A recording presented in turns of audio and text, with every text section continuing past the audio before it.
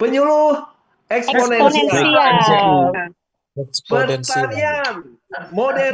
Modern. Petani sejahtera. Sejahtera. Ya.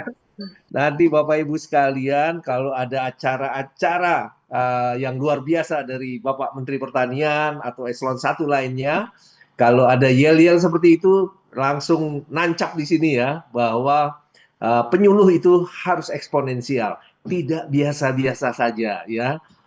Bapak Ibu, kalau pertanian kita harus menuju pertanian modern dan petani harus sejahtera, gitu ya Bapak Ibu sekalian. Bapak Ibu sekalian, terima kasih atas acara ini dan kami diundang lagi sama Bu Nani dan Pak Kepala Balai Besar. Ini acara Love ini saya perhatikan luar biasa. Kenapa luar biasa? Ini audiensnya ini selalu tembus 1.000 ya, dan ini bahkan lebih karena masih banyak yang antri ini ya.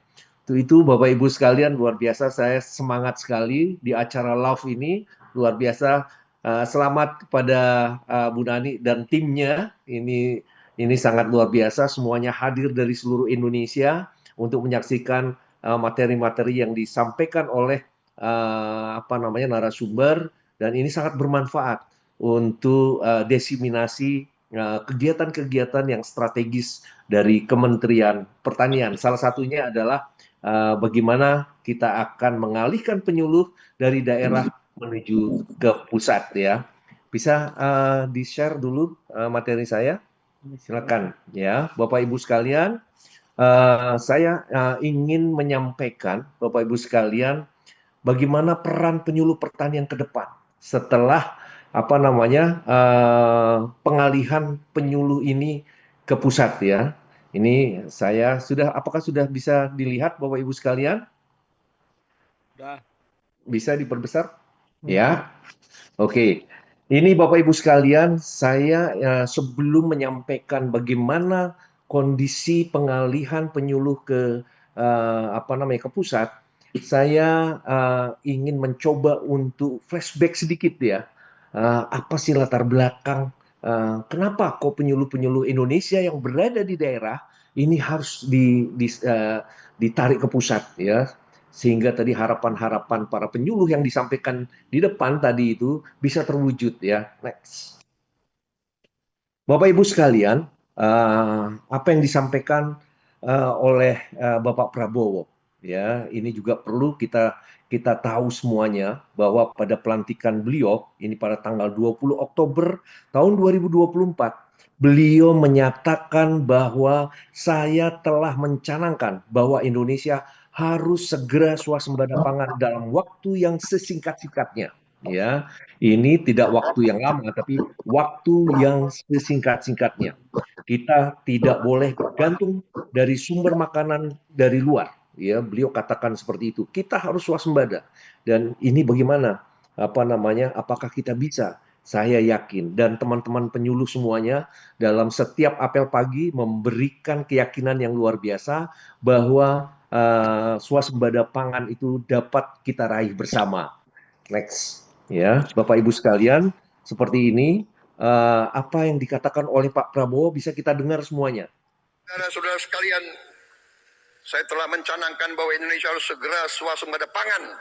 Harus segera swasembada pangan. Dalam waktu yang sesingkat-singkatnya. Kita tidak boleh tergantung sumber makanan dari luar. Dalam krisis, dalam keadaan genting, tidak ada yang akan mengizinkan barang-barang mereka untuk kita beli. Karena itu, tidak ada jalan lain. Dalam waktu yang sesingkat-singkatnya, kita harus mencapai ketahanan pangan. Oke, cukup. Iya dong, luar biasa ya apa yang disampaikan oleh Pak Prabowo sendiri. Kita kasih applause dulu dong ya, luar biasa semangat dari Bapak Presiden kita. Kita harus mencapai swasembada yang sesingkat-singkatnya. Tapi Bapak Ibu sekalian, bagaimana caranya untuk mencapai swasembada itu? Saya yakin betul bahwa kita bisa melakukannya itu. Saya memikir gimana cara Bapak Menteri Pertanian ya membuat framework ini ya supaya kita mencapai swasembada pangan ya seperti ada di framework ini ya. Tolong kita lihat bahwa kita harus mencapai swasembada ya seperti di gambar apa namanya bulatan bumi ini, kita harus menuju sana ya dalam waktu yang sesingkat-singkatnya. Indonesia harus swasembada pangan. Tapi Bapak Ibu sekalian, kita masih punya problematika yang luar biasa ya. Apa itu problematika yang luar biasa? Yang pertama, adanya El Nino ya. Ketersediaan pupuk waktu itu masih sangat kurang, hanya 50% yang kita bisa bisa apa namanya bisa realisasikan. Petani hanya diberi pupuk cuma 1 kali dalam 1 tahun, dalam satu musim tanam. Ya, alsintan sudah tua dan rusak. Ya, hampir 60-70% kondisi alsin kita yang ada disebarkan zaman beberapa waktu yang lalu itu sudah tua dan sudah rusak. Ya, saluran irigasi hampir 60% itu harus direhab. Ya, harus direhab. Saya melihat sendiri di beberapa provinsi itu saluran irigasi itu masih bermasalah. PPL hanya tersedia 50%. Ya, dari kebutuhan kita 80.000 jumlah desa yang ada di seluruh Indonesia, ini baru tersedia kita itu hanya kurang lebih sekitar 38.000, 37 sampai 38.000. Artinya itu kurang 50%. Ya, ini juga masalah bagi kita. Padahal target kita ya bahwa setiap desa itu harus ada 1 PPL. Dan impor beras kita pada tahun 2023 sampai 2024 itu hampir 7 juta ton. Ya, dan ini permasalahan secara nasional yang kita hadapi. Tapi Bapak Ibu sekalian, modalitas kita juga luar biasa. Ya, lahan pertanian kita itu 7,38 juta hektar. Anggaran APBN ini luar biasa. Dari 15,6 triliun pada tahun 2024 itu naik menjadi 29,37 triliun. Ya, petani milenial kita ini sudah mulai bertambah ini Bu Nani ya, Kepala Balai. Kita sudah bertambah tenaga-tenaga milenial Indonesia, tenaga petani milenial. Dan sudah terbentuk ada kurang lebih sekitar 1.771 brigade pangan di seluruh Indonesia pada tahun 2024, dan pada tahun 2025 ini kita sudah membentuk brigade pangan 2.444 buah. Dan semuanya sekarang ini sudah operasional, sudah mendukung pencapaian luas tambah tanam di seluruh Indonesia. Ya, terus adanya alsintan modern yang sudah didistribusikan oleh Bapak Menteri Pertanian ke seluruh Indonesia. Ini luar biasa, hampir 1 juta unit lah, lebih itu bahkan ya, baik traktor, hand traktor, terus combine harvester, pompa, segala jenis itu semua sudah didistribusikan ke seluruh Indonesia. Pupuk subsidi juga luar biasa, sudah ditambah oleh Bapak Menteri Pertanian sebesar 9,5 juta ton. Benih unggul kita siapkan 150.000 ton. Bapak Ibu sekalian, harapannya ini dengan modalitas yang ada, ini perlu ada peningkatan produksi padi. Ya, kita ketahui target produksi padi, produksi beras itu 33,8 juta ton itu sudah tercapai. Ya, Bapak Menteri Pertanian sudah mengumumkan itu. Harga gabah petani sudah bisa ditingkatkan menjadi 6.500 per kilogram, seperti tadi yang disampaikan oleh Kepala Balai Besar. Cadangan beras kita sudah mencapai 4,2 juta ton, ya, dan itu zero impor. Ya, kemarin kita dengar memang ada impor, tetapi impor ilegal, ya, dan itu sudah disampaikan sudah dirilis oleh Bapak Menteri Pertanian, dan itu akan segera diberikan sanksi. Ya, NTP kita sudah naik menjadi 4,9%. Bapak Ibu sekalian, bagaimana caranya? Ini kita harus mengawal, semuanya harus mengawal program-program strategis dari Bapak Menteri Pertanian. Ya, adanya oplah, cetak sawah, penyiapan benih unggul, ini semuanya harus dikawal dengan baik. Ya, dikawal dengan baik. Syaratnya apa? Ya, Bapak Ibu sekalian, ada 3 syarat menurut kami ya. Yang pertama adalah sinergitas stakeholder. Ya, sinergitas stakeholder itu mengantarkan bahwa pertanian itu tidak bisa bekerja sendiri untuk mencapai swasembada. Ya, mungkin Bapak Ibu sekalian juga sepakat dengan saya ya bahwa sinergitas stakeholder Kementerian Pertanian ini harus solid ya. Kementerian Pertanian harus kerjasama dengan PUPR. harus dengan Kemendes, Kemendap, Kemendagri, Kemenkop, ya TNI, Polri, termasuk perguruan tinggi dan BUMN semuanya. Dan nyatanya apa? Ya betul, Bapak Presiden kita sekarang tuh sudah membuka stakeholder itu, sudah membuka hubungan kerja, membuka perjanjian kerjasama dengan semua stakeholder yang ada, mulai dari TNI, PUPR, Bulog, dan lain sebagainya. Itu sudah dilakukan oleh Bapak Menteri Pertanian. Dan yang kedua, itu Bapak Ibu sekalian yang hijau di bawah itu, bahwa pendampingan penyuluh pertanian dan pemberdayaan penyuluh pertanian yang 38.000 lebih saat ini, itu harus diberdayakan, ya, dengan diberdayakan. Bapak Ibu, penyuluh ini menurut Bapak Menteri Pertanian harus menjadi garda terdepan. Itu berkali-kali saya mendengar itu dalam forum-forum resmi dari Bapak Menteri Pertanian selalu menyatakan dan keluar itu statement bahwa penyuluh pertanian harus menjadi garda terdepan untuk mencapai swasembada pangan. Dan selanjutnya syarat yang ketiga adalah pertanian modern, ya, melalui petani-petani milenial. Itu harus ada transformasi pertanian kita, ya. Bapak Ibu, kita ketahui bahwa beberapa tahun yang lalu pertanian kita itu masih dilakukan secara konvensional, harus dilakukan secara tradisional. Tapi saat ini Bapak Ibu sekalian, semuanya itu harus mengarah ke pertanian modern. Dan itu Bapak Ibu sekalian, 3 syarat ini harus bisa dilakukan dengan baik. Salah satunya Bapak Ibu sekalian tadi, pendampingan penyuluh pertanian itu harus optimal. Ya, 38.000, makanya Bapak Ibu sekalian, itulah framework menurut saya bahwa 3 syarat itu harus dipenuhi, terus peningkatan produksi akan dicapai, terus program dan kegiatan strategis ini harus berhasil. Itu yang harus kita kawal sama-sama untuk mencapai swasembada pangan. Itu Bapak Ibu sekalian, dan didorong dengan kebijakan-kebijakan regulasi. Ini salah satunya penarikan penyuluh ke pusat, ini merupakan kebijakan atau regulasi yang sangat tepat yang dilakukan oleh Bapak Menteri Pertanian. Inovasi pertanian modern, strategi-strategi Bapak Menteri Pertanian luar biasa, dan dorongan dari dari anggaran kita saat ini luar biasa.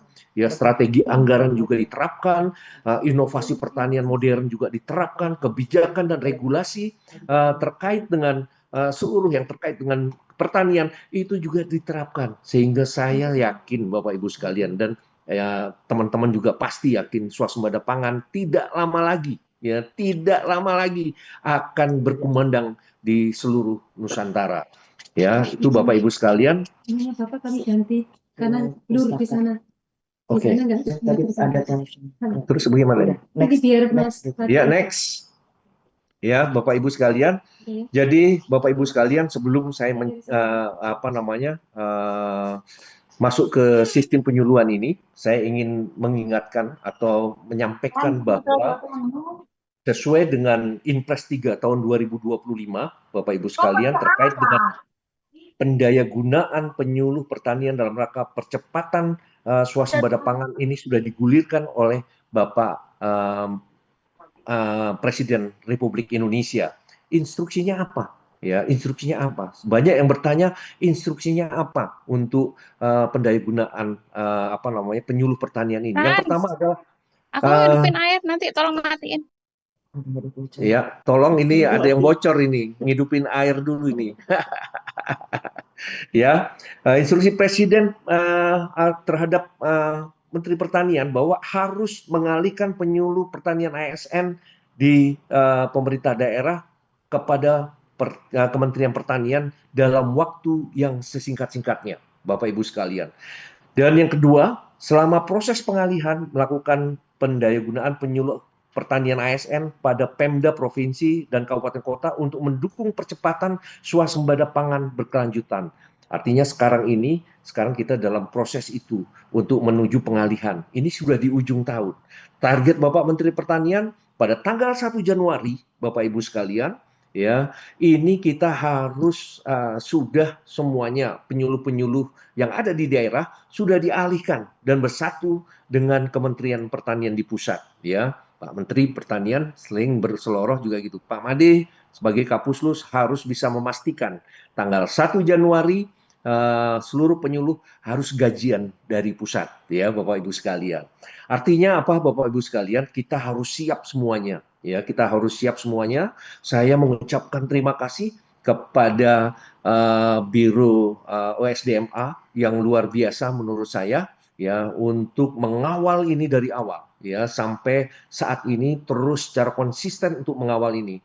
Bapak Ibu sekalian, kita saat ini sudah masuk ke batch ketiga. Ya, batch 1 sudah lolos, ya artinya sudah ditandatangani, itu sejumlah 30.318 orang, ya 3.318 orang.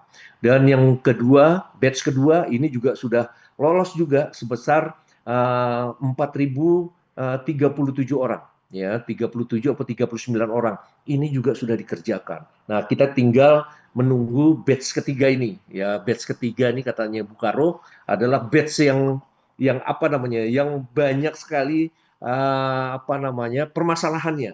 Ya, banyak sekali permasalahannya dan paling sulit itu yang di batch ketiga. Batch 1, batch 2 ini ya lumayan, artinya ini sudah jalan. Bapak Ibu sekalian, batch 1, batch 2 sudah masuk ke kami di penyuluhan dan saat ini kita melakukan review lagi untuk terkait masalah penggajian Bapak Ibu sekalian. Kenapa masalah penggajian? Karena ini yang paling urgent, ya.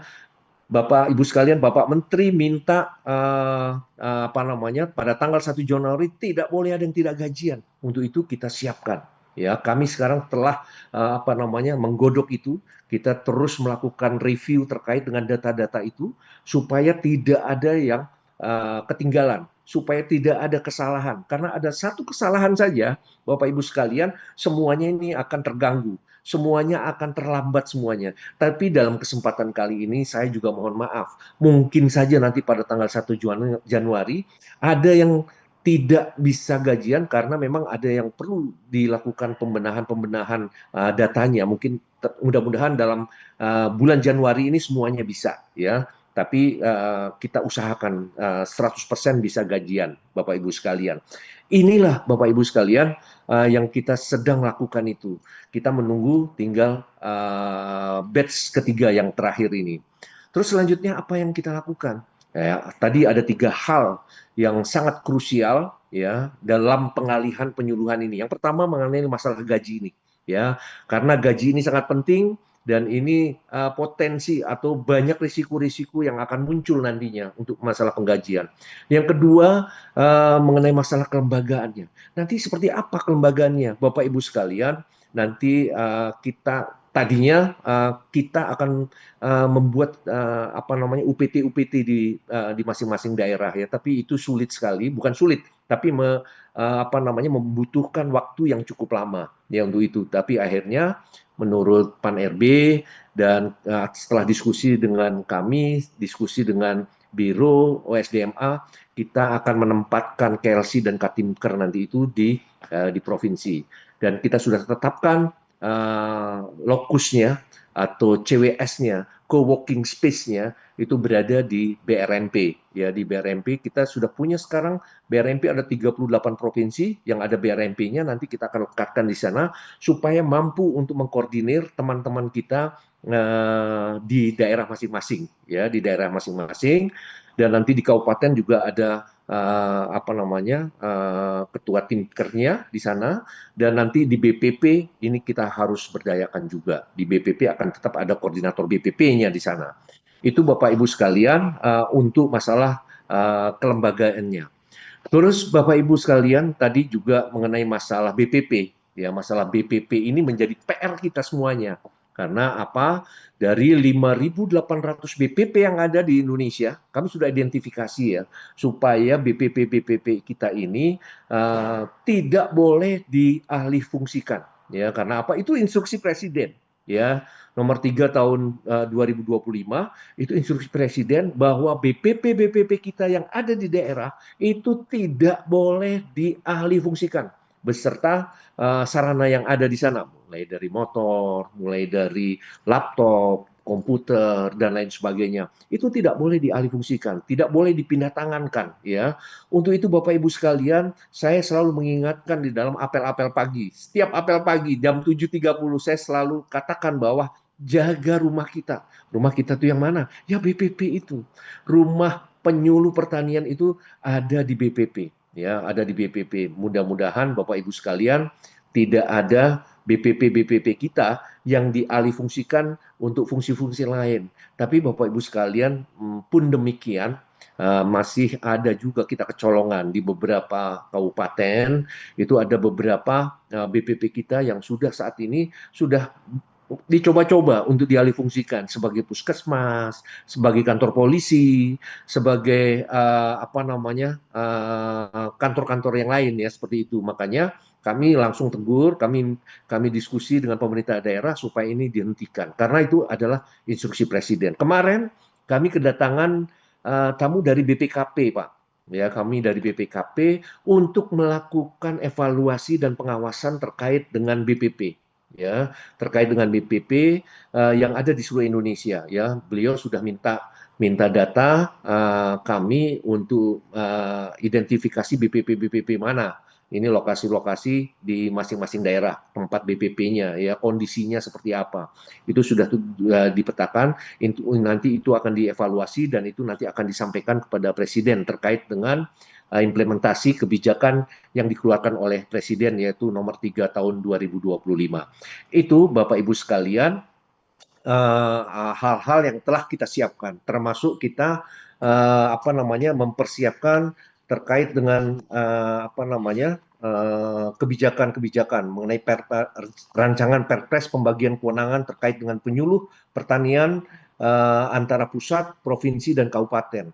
Ini juga sudah disepakati oleh beberapa KL juga ya terkait dengan rancangan Perpres ini.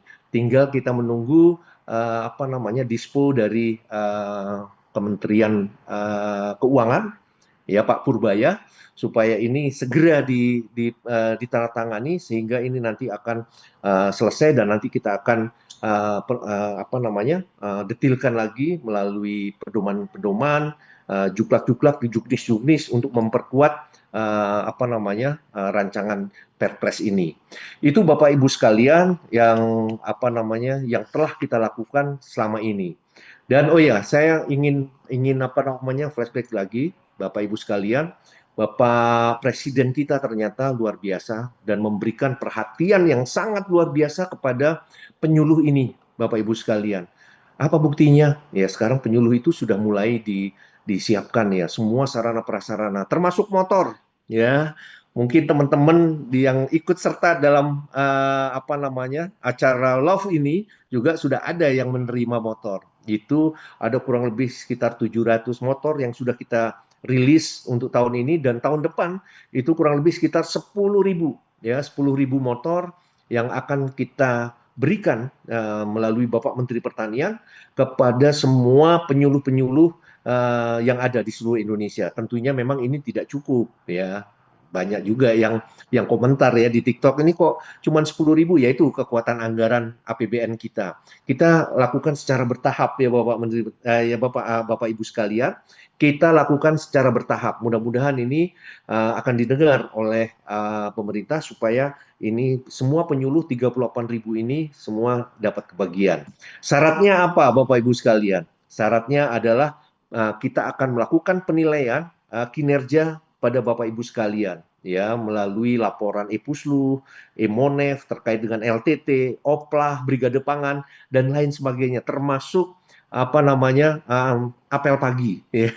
Dan LCS kita ini semuanya akan dilihat oleh teman-teman tim di pusat ini. Itulah Bapak Ibu sekalian dan nanti berangsur-angsur perlahan-lahan kita akan penuhi dengan sarana prasarana yang ada di BPP.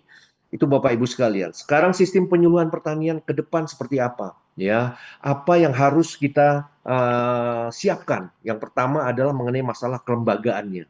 Ya, penguatan kelembagaan penyuluh di kecamatan BPP dan desa atau Puslusdes, Poktan dan Gapoktan ini semuanya harus kita kuatkan bareng. Ya, BPP ini terutama BPP ya Bapak Ibu sekalian sebagai rumah penyuluh ini harus dikuatkan kelembagaannya, harus dilengkapi Bapak Ibu sekalian ya untuk pelaksanaan operasional penyuluh di setiap lokasi.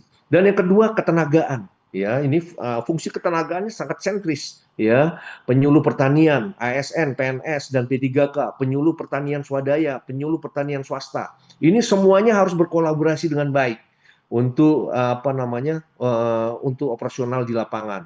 Ya, untuk sementara Bapak Ibu sekalian, pengalihan penyuluh ke pusat itu adalah untuk ASN dan P3K, ya, PNS dan P3K saja.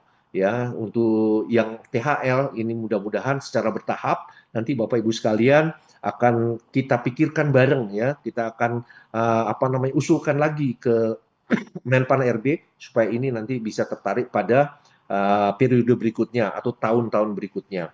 Yang ketiga, penyelenggaraan penyuluhan, ya, mulai dari program penyuluhan, mulai dari mekanisme pelaksanaannya, materi dan informasi serta metode penyuluhan ini kita benahi, ya, kita siapkan, ya, sudah kita siapkan. Teman-teman penyuluh di pusat ini juga sudah menyiapkan seperti itu supaya Bapak Ibu sekalian dalam penyelenggaraan penyuluhan nanti setelah pasca bergabung dengan Kementerian Pertanian ini tidak ada masalah. Programnya sudah siap, mekanisme pelaksanaannya juga siap, koordinasinya sudah siap, materi-materi dan informasi yang ada ini juga sudah disiapkan, ya. Dan yang kelima mengenai masalah prasarana dan sarana serta pembiayaan ini juga Bapak Ibu sekalian melalui dana APBN, APBD, DAK, sumber pembiayaan yang sah dan yang tidak mengikat, Bapak Ibu sekalian, ini juga akan disiapkan. Untuk gaji dan tukin ini sudah clear disiapkan dari pusat. Sarana prasarana nanti dari tahun ke tahun nanti kita akan lengkapi, ya, selengkap mungkin, ya. Adanya motor, laptop dan lain sebagainya ini nanti kita akan siapkan, ya, mudah-mudahan dalam waktu dekat nanti itu sudah semakin siap. Pembinaan dan pengawasan dilakukan secara berjenjang. Ya, penilaian nanti Bapak Ibu sekalian akan dilakukan termasuk oleh pemerintah daerah, ya, oleh dinas, ya, untuk melakukan pembinaannya, pengawasannya, penilaiannya ini dilakukan oleh semua pihak, ya, baik dari pemerintah daerah maupun dari pusat dan dari teman-teman Kelsi dan Katimker yang ada di masing-masing provinsi, ya, Bapak Ibu sekalian. Terus bagaimana cara mengawasinya? Ya, salah satunya adalah mengenai masalah absensi. Ya, Bapak Ibu tidak perlu takut, ya, karena absensi nanti bisa dilakukan di mana-mana saja, ya, di lokasi Bapak Ibu bekerja. Ya, itu bisa dilakukan dengan geotagging. Ya, mungkin Bapak Ibu sekalian baru bangun, udah langsung bisa absensi gitu. Sepanjang Bapak Ibu sekalian berada masih di wilayah itu, di kabupaten itu, ya, tidak keluar, ya. Katakanlah dari Banten, ya, tetap di Banten lah. Tidak boleh ke Jawa Timur atau ke Surabaya lagi main-main di Surabaya terus absensi dari Surabaya, nggak boleh seperti itu, tetapi harus berada di lokasi masing-masing, ya. Nanti penilaiannya adalah absensi dan kinerja Bapak Ibu sekalian, ya, itu juga merupakan penilaian kita semuanya. Makanya Bapak Ibu sekalian nanti dari dinas pun akan melakukan penilaian kepada seluruh PPL kita dan dapat memberikan rekomendasi dalam penilaiannya. Next. Itu Bapak Ibu sekalian, selanjutnya Bapak Ibu sekalian arah penyuluhan pasca pengalihan, yaitu Bapak Ibu sekalian kita akan menyiapkan standar kompetensi dan operasional yang bersifat nasional, ya, seragam dan terukur. Jadi standar kompetensinya itu harus sama, ya, semua dari Aceh maupun sampai Papua, ya, tidak boleh ada yang berbeda-beda, ya, itu seperti itu. Dan yang kedua, komando kebijakan Bapak Ibu sekalian berada di pemerintah pusat, ya, namun pelaksanaan teknis tetap bersinergi dengan Dinas Pertanian, provinsi dan kabupaten kota. Ya, ini harapan Bapak Menteri Pertanian. Ya, kenapa ditarik penyuluh ke pusat? Ya, ini supaya mudah, ya, komandonya. Harus satu komando dari Kementerian Pertanian. Ya, semua program-program strategis Bapak Menteri Pertanian, berupa OPLA, CSR, ya, LTT, Brigade Pangan, itu harus satu komando dari Bapak Menteri Pertanian. Anggaran harus terfokus pada swasembada pangan, tidak boleh kemana-mana. Kebijakan itu harus tegak lurus, ya, dari pusat sampai ke tingkat lapangan. Itu keinginan Bapak Menteri Pertanian. Ya, nanti kita siapkan di 38 provinsi itu ada CWS-nya di bawah BRMP. nanti ini koordinasinya dari BRMP, semua bantuan-bantuan itu juga akan langsung datang, langsung dilakukan CPCL oleh teman-teman penyuluh, dan ini pasti dipastikan dalam pengadaannya, dan itu oleh para Tan Gapoktan. Next. Ibu, saya ingin sampaikan lagi terkait dengan penyuluh pertanian pasca pengalihan ke pusat, ya. Apa satu ini yang harus selalu diingat-ingat. Yang pertama adalah sebagai fasilitas transformasi, inovasi, dan adaptasi teknologi. Ini utamanya. Karena pas sekarang itu zaman IoT, ya, zaman sensor, zaman otomatikal, ya, zaman smart farming. Semuanya itu harus kita kuasai. Kita harus memberikan atau menerapkan smart farming kepada para petani kita, IoT, sensor tanah, irigasi otomatis, dan lain sebagainya, menggunakan varietas yang unggul, tahan tahan panas dan lain sebagainya. Itu adalah fungsi-fungsi dari penyuluh yang harus ditransfer ke para petani kita. Yang kedua, konsultasi pertanian modern dan manajemen usaha tani. Itu juga harus kita kuasai. Ya, kita harus bisa menjadi konsultan, ya, memberikan advice teknis yang mutakhir, ya, mengintegrasikan pendekatan agribisnis dan rantai nilai, ya, menyusun analisis usaha tani. Saya yakin analisis usaha tani ini sudah dilakukan, ya, dengan adanya Brigade Pangan. Ini kita mencoba untuk bagaimana melakukan usaha tani supaya kita itu mendapatkan untung, dan para anggota Brigade Pangan bisa mencapai 10 juta per orang per bulan. Ini sudah kita lihat, dan ini sudah ada capaian-capaian yang ke arah sana. Fasilitator pemberdayaan petani dan human capital, ya, peningkatan kapasitas petani melalui pelatihan, pendampingan, ini pasti akan dilakukan, ya, secara intensif, terus memperkuat kelembagaan petani, mendorong regenerasi petani dan partisipasi petani milenial. Bapak Ibu sekalian, Bapak Menteri Pertanian akan mengandalkan para milenial ini, ya, untuk mendukung swasembada pangan di seluruh Indonesia. Dan kita sebagai jembatan akses permodalan dan kerjasama, ya, ini permasalahan yang sering kita jumpai mengenai masalah akses permodalan. Ya, ini mudah-mudahan Bapak Ibu sekalian kita bisa mendampingi, mengakses KUR, asuransi pertanian, mitra off-taker kita, ini kita bisa dekatkan dengan para petani kita, ya, untuk ke depan.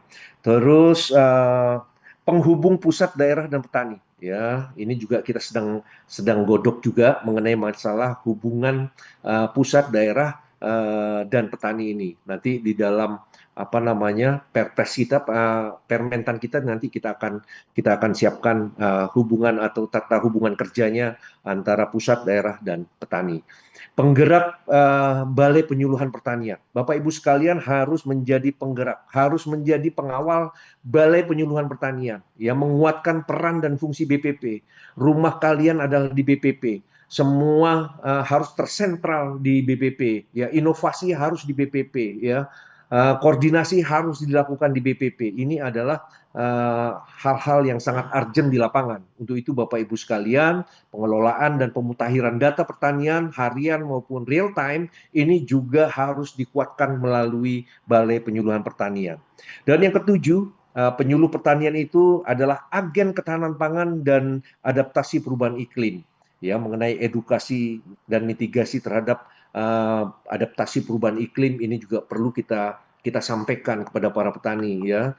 Tahu sendiri kita sekarang ini perubahan iklim sangat cepat, dan ini banyak risiko-risiko yang harus kita mitigasi. Ya, JAP juga perlu kita kita sampaikan supaya semua proses budidaya ini dapat berjalan dengan baik. Selanjutnya, sebagai inovator sosial pedesaan, ini juga sangat penting untuk membantu pengembangan desa pertanian cerdas atau smart village. Ya, ini harus muncul di beberapa daerah atau di semua daerah di Indonesia. Smart village ini harus menjadi perhatian kita semuanya. Integrasi pertanian dengan pariwisata, UMKM, dan lain sebagainya ini perlu mendapatkan perhatian kita semuanya. Next. Terus bagaimana kita menyambut era digital informasi, Bapak Ibu sekalian? Mau nggak mau, suka nggak mau, suka nggak suka, Bapak Ibu sekalian, para penyuluh tuh harus masuk ke sini. Ya, kita harus meningkatkan kompetensi digital karena memang eranya era digital. Penguasaan aplikasi pelaporan digital, database, geospasial ini harus kita kuasai. Pemanfaatan drone, sensor, IoT, dan semuanya ini harus kita kuasai semuanya sehingga itu dapat kita desiminasikan kepada para petani dan kelompok tani yang ada. Yang kedua, penyuluh berbasis multimedia. Ya, saya lihat sekarang itu para penyuluh sangat kreatif dan kelihatan dari konten-kontennya ya, dari konten-konten setiap hari itu saya pantau luar biasa. Ya, edukasi-edukasi melalui video, e-learning, podcast ini sudah semakin marak ya, dan teman-teman sangat kreatif. Terima kasih kepada teman-teman penyuluh yang sudah menginisiasi ini sehingga dapat mendesiminasi program-program pertanian secara hebat, dan ini sudah diterima oleh seluruh rakyat dan bangsa Indonesia. Dan penyebaran pengetahuan melalui grup WA, Telegram, kanal YouTube ini juga harus sudah dibiasakan. 3, networking dan jejaring kerjasama. Ini sangat penting Bapak Ibu sekalian. Bapak Ibu akan menjadi motor penggerak untuk membangun networking dan jejaring kerjasama antara petani dengan perusahaan-perusahaan yang besar dan stakeholder-stakeholder yang lainnya. Dan yang ketiga adalah inovasi teknologi agribisnis, ya, menghubungkan petani dengan platform digital pemasaran dan marketplace, karena masanya sekarang itu adalah marketplace yang paling mudah, paling efisien dan sangat bermanfaat ya, sehingga komoditas-komoditas hasil pertanian ini dapat diserap secara real time dan dapat memberikan kesejahteraan bagi petani. Next. Oke, Bapak Ibu sekalian. Ya, kurang lebih 25 menit, mohon maaf nih, agak lama sedikit. Tetapi Bapak Ibu sekalian, saya berterima kasih kepada Bapak Ibu sekalian, sahabat-sahabatku, para penyuluh yang sudah masuk di batch 1, batch 2, dan nanti kita tunggu batch 3. Mudah-mudahan ini terus kita kawal bersama, ya Bapak Ibu sekalian, terutama mengenai masalah gaji. Tadi saya sampaikan, jangan ada yang terlambat untuk menyampaikan data-datanya, SK-SK-nya, dan lain sebagainya. Karena ini sangat penting, dan ini kita mempunyai waktu hanya tinggal lagi 36 hari dari sekarang. Untuk itu Bapak sekalian, tolong disiapkan itu. Dan yang kedua, Bapak Ibu sekalian, jaga BPP kalian. Ya, jaga BPP kalian yang ada di masing-masing daerah. Tidak boleh dialihfungsikan. Ya, jaga semua sarana dan prasarana yang ada. Kalau ada yang berani mengalihkan itu, lapor kepada kami, ya, WA kepada Bapak Menteri Pertanian, silahkan, ya. Dan nanti akan dikawal oleh BPKP dalam waktu dekat ini, akan turun ke lapangan untuk melihat kondisi BPP yang ada, karena itu sudah merupakan instruksi Presiden. Yang ketiga, kita tetap semangat, Bapak Ibu sekalian, tetap lakukan konsolidasi dengan pemerintah daerah, tetap lakukan komunikasi dengan baik dengan pemerintah daerah dan stakeholder lainnya, ya, supaya semua pekerjaan-pekerjaan kita ini dapat berjalan secara optimal. Dan yang ketiga, Bapak Ibu sekalian, selalu berdoa ya dan bersabar, semuanya menunggu semua keputusan yang ada untuk sampai ke batch 3. Mudah-mudahan Bapak Ibu sekalian semua bisa masuk di batch 3 dan bisa bersama Kementerian Pertanian. Tentunya semua ini adalah satu tujuan kita bersama, adalah untuk mencapai swasembada pangan Indonesia dalam waktu yang sesingkat-singkatnya. Terima kasih, tetap semangat. Wassalamualaikum warahmatullahi wabarakatuh. Om Santi Santi Santi Om. Bila ada burung di tengah sawah, janganlah dia ditembak mati. Kalau ada kata-kataku yang salah, jangan masukkan ke dalam hati. Terima kasih semuanya, tetap semangat. Aduh, terima kasih sekali nih Pak Made, semangatnya. Materinya sangat komprehensif. Ini Pak Imam yang ada di sebelah saya, kayaknya sudah hampir terjawab semua ini pertanyaannya Pak. Beliau tadi mendengarkan paparan Bapak langsung. Tapi timbul juga pertanyaan-pertanyaan dari Pak Imam nanti. Oke, Sobat Tani, terima kasih sekali Pak Made sudah membersamai kita dengan materinya yang sangat komprehensif dan memotivasi kita semua. Baiklah, Sobat Tani, sekarang kita mendengarkan paparan materi yang kedua dari Kepala Biro OSDMA. Kepada Ibu Insinyur Nurwahidah MSI, apakah sudah siap Ibu?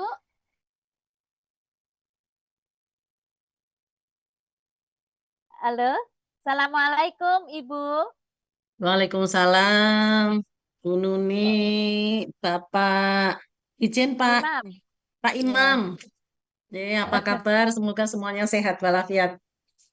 Iya, aduh, Ibu Karo tetap semangat ya Bu Karo membersamai kita Insya Allah. setelah maraton bersama-sama dengan Pak Kapusluh ini. Sekarang alhamdulillah bisa membersamai kita semua. Tentunya para sobat penyuluh semua sudah tidak sabar lagi ingin mendengarkan paparan dari Ibu Kepala Biro OSDMA. Kepada yang kami hormati, Ibu Ida Nurwahidah, SMSI, Kepala Biro OSDMA, kami persilahkan. Baik, terima kasih Bu Nuni, Pak Imam, Bapak Ibu semua, para penyuluh pertanian tercinta. Oh, Pak Kapuslu, Pak Kapus masih setia bersama kita. Siap, Ibu. Alhamdulillah. Nggih. Baik, Assalamualaikum warahmatullahi wabarakatuh. Semoga semuanya sehat walafiat. Tadi sudah disampaikan materi oleh Pak Kapus yang sangat komprehensif dan Pak Kapusnya sangat bersemangat. Jadi Bapak Ibu penyuluh semua jangan kalah semangat dengan Pak Kapus loh gitu ya. Jadi ini adalah kita sama-sama sampaikan progres pengalihan penyuluh yang saat ini sudah menyelesaikan batch. Kita sebentar lagi masuk kita rekap dokumen-dokumen yang dikirimkan dari melalui G-Drive, kami alihkan P3K dan CPNS formasi tahun 2024 yang jumlahnya lebih dari 3.100. Jadi insya Allah minggu depan kita masuk P3K dan pertanian. Next. Ya, seperti kita ketahui bahwa ini sudah beralih di batch 1 dan batch 2. Kemudian warna coklat itu hanya bisa masuk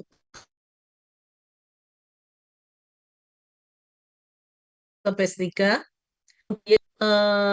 Tidak mungkin masuk ke batch lagi karena merah ini ada yang wafat, ada yang akan masuk 2025 tahun, misalnya tanggal 25 Desember jenjangnya paling muda purna usia 58 berarti 1 Januari sudah puas. Nah, itu tidak termasuk yang akan kita alihkan. Oh, suara saya macet-macet. Coba Ibu sebentar. Iya, sedikit macet-macet. Sudah jelas belum ya? Sekarang jelas. Oh, gitu ya. Sekarang jelas. Sebentar. Oh, udah jelas. Alhamdulillah. Ya, ini saya sampai beruang untuk mencari sinyal yang lumayan kuat.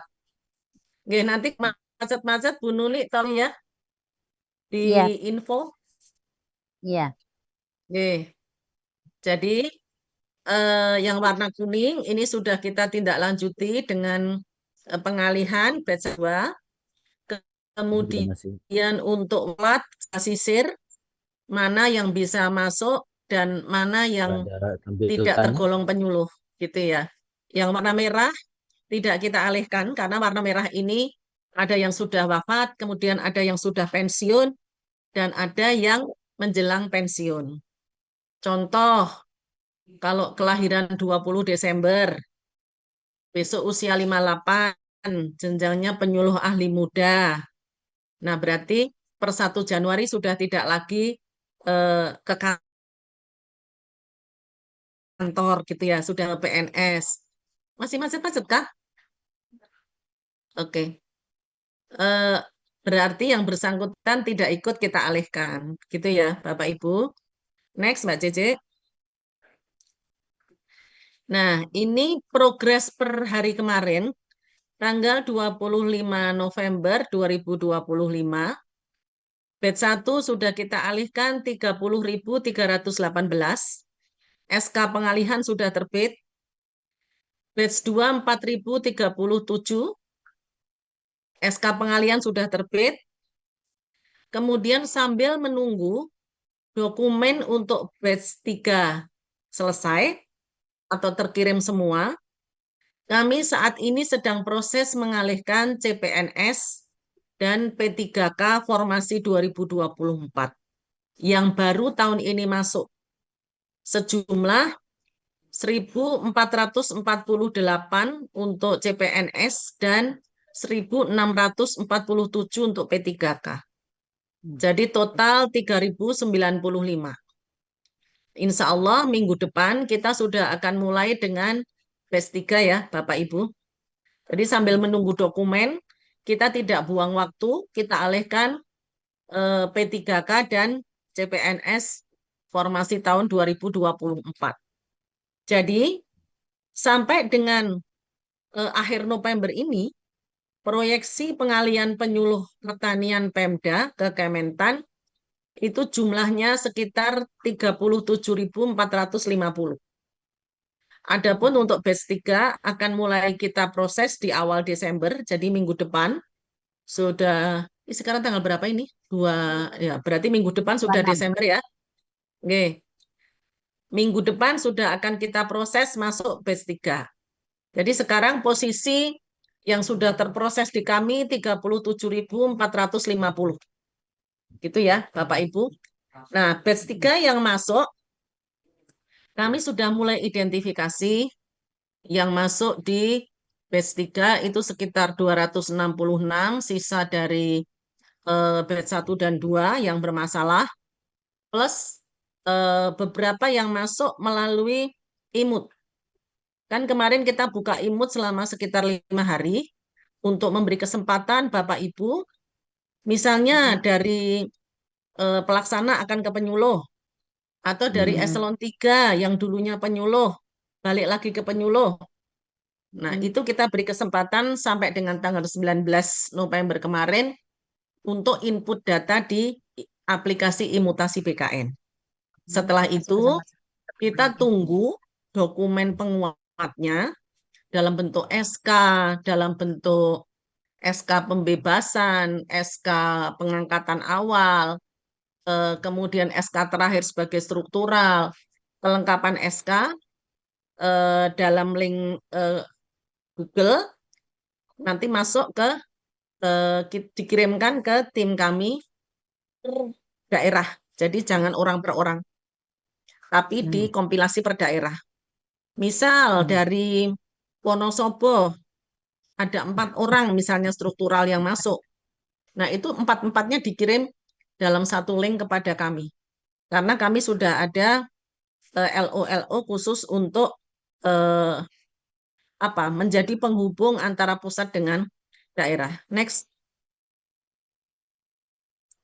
Kemudian Bapak Ibu, ini gambaran yang kita berikan untuk tahap 1 PNS tahap 1 atau batch 1 ya Bapak Ibu. Penarikan total 30.318, itu 19.827 adalah PNS.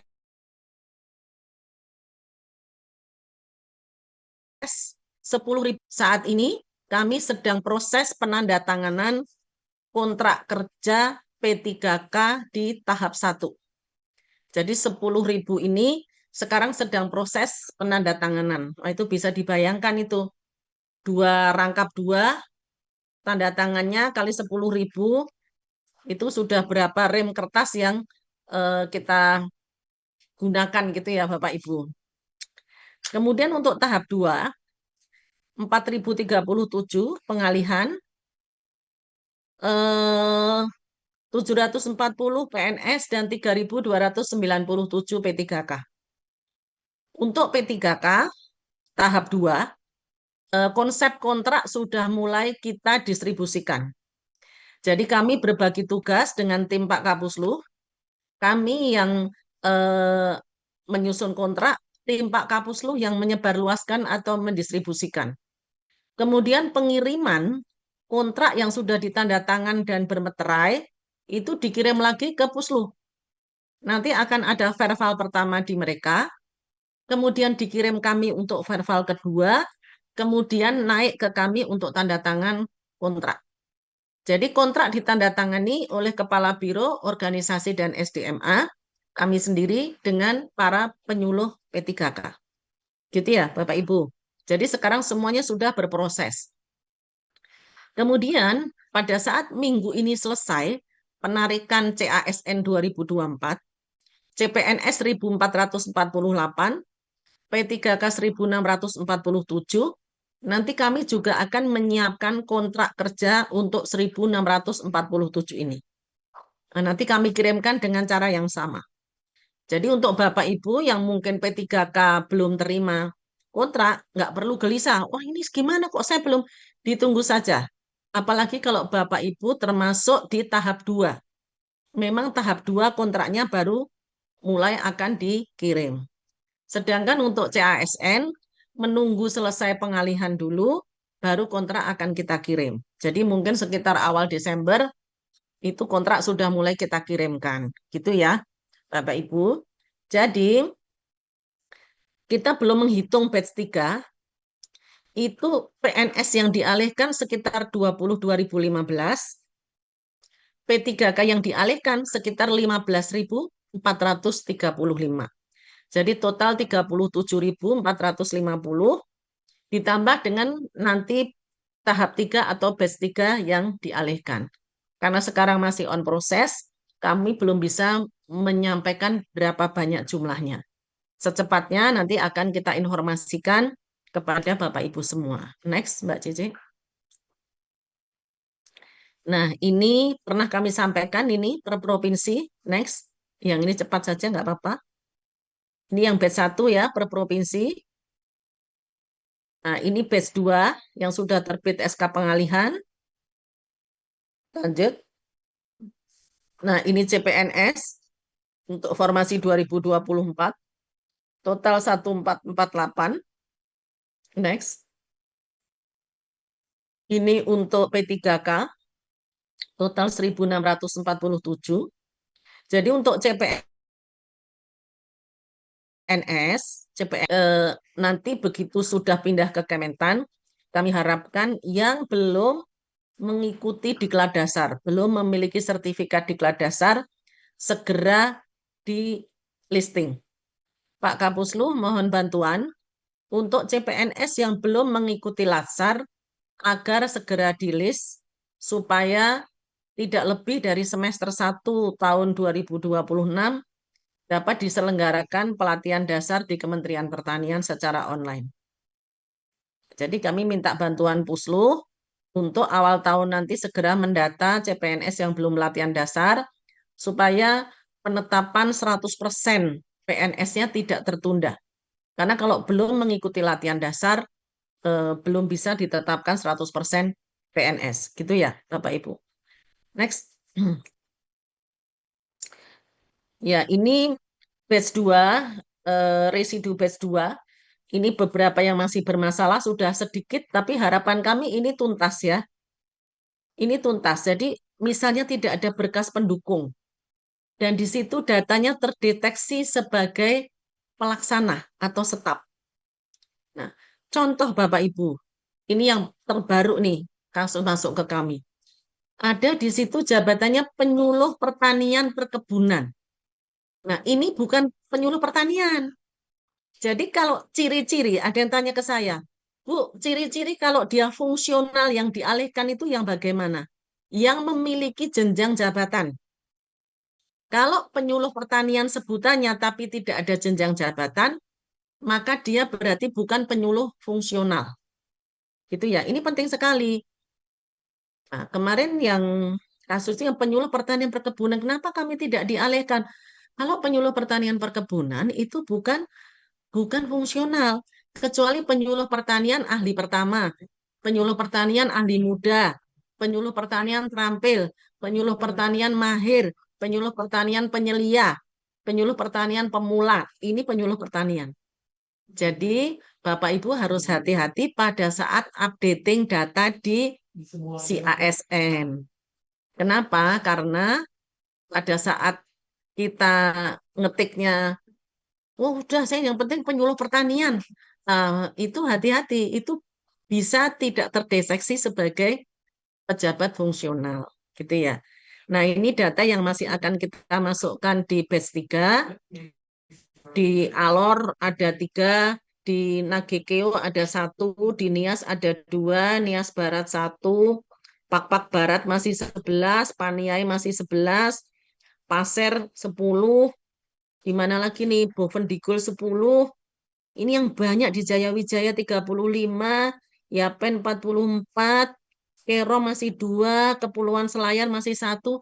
Nah, mohon Bapak Ibu yang berasal dari daerah-daerah yang masuk di residu batch 2 ini, mohon segera melengkapi. Misalnya memang ada temennya yang belum lengkap dokumennya, belum bisa diyakinkan bahwa ini penyuluh pertanian fungsional, mohon segera dilengkapi datanya. Next. Nah, ini Bapak Ibu, ini SK pengalian penyuluh pertanian, bentuknya seperti ini. Bapak Ibu, untuk yang sudah tuntas di batch 1, segera bisa download melalui menu My ASN di masing-masing pegawai, gitu ya. Kemudian SK pengalihan dan SPMT ini menjadi dasar untuk penerbitan SKPP gaji. Karena SKPP gaji itu kalau tanggung jawab Pemda untuk memberikan kesejahteraan selesai, baru bisa diterbitkan.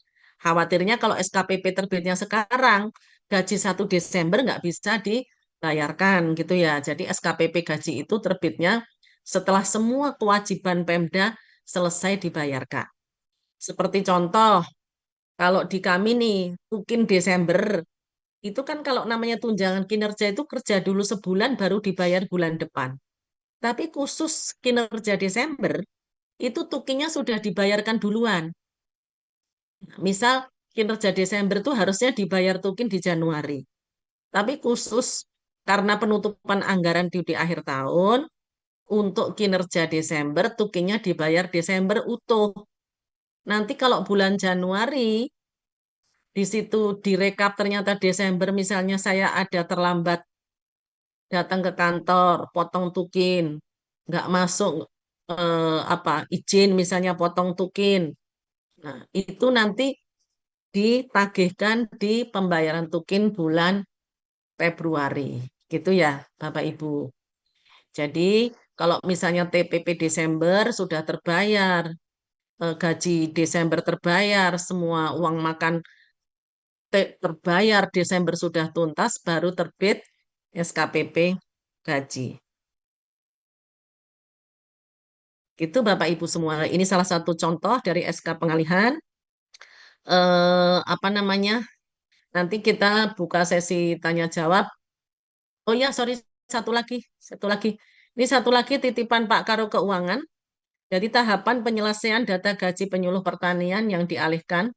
Yang pertama, data batch 1 30.318, batch 2 4.037, itu Pak Karo Keuangan ini memperoleh data dari kami.